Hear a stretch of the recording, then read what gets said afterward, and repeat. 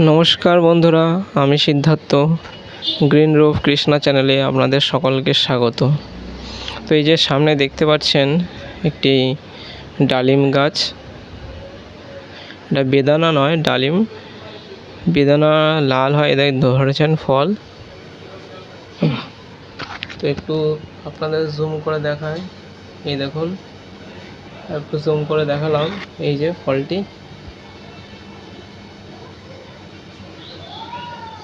তো একটা ফল ধরেনি, আমি একটু জুম ইন করি।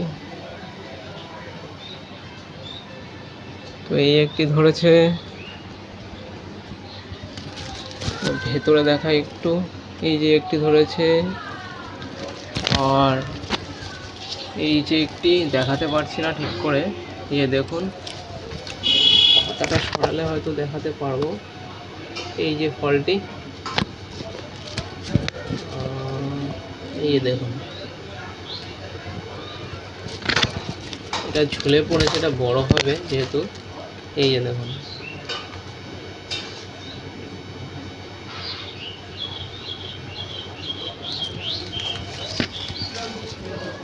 তো দেখালাম আপনাদের ফল।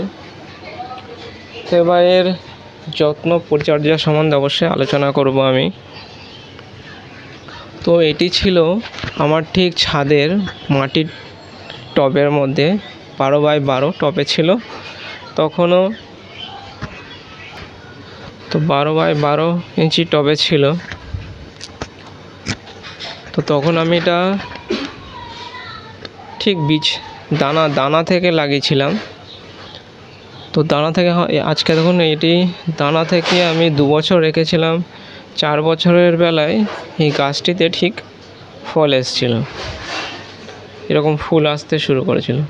তো 4টি ঠিক এরকম ডালিম ধরেছিল। তো আপনারা যদি ওই পুরনো চ্যানেলটি দেখতে চান, সেটির নাম হচ্ছে গ্রিন রুফ সিদ্ধার্থ। আর এর যত্ন পরিচর্যা, যেহেতু মাটিতে আছে, সামান্য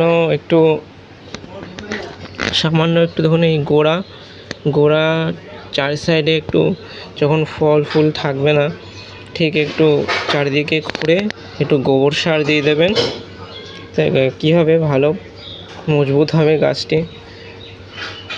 গোবর সারের উপকারিতা আপনারা সকলেই জানেন। এছাড়া আছে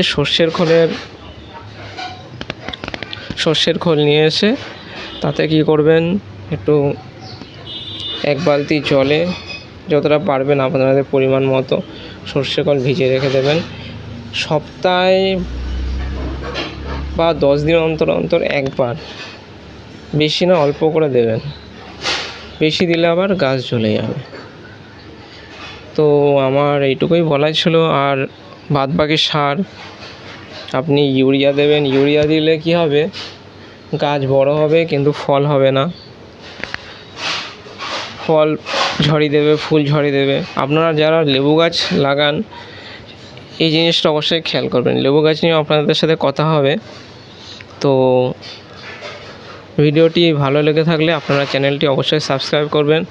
আবার বলছি, চ্যানেলটির নাম গ্রিন রুফ কৃষ্ণা। তো এই ছিল আমার বক্তব্য। নমস্কার।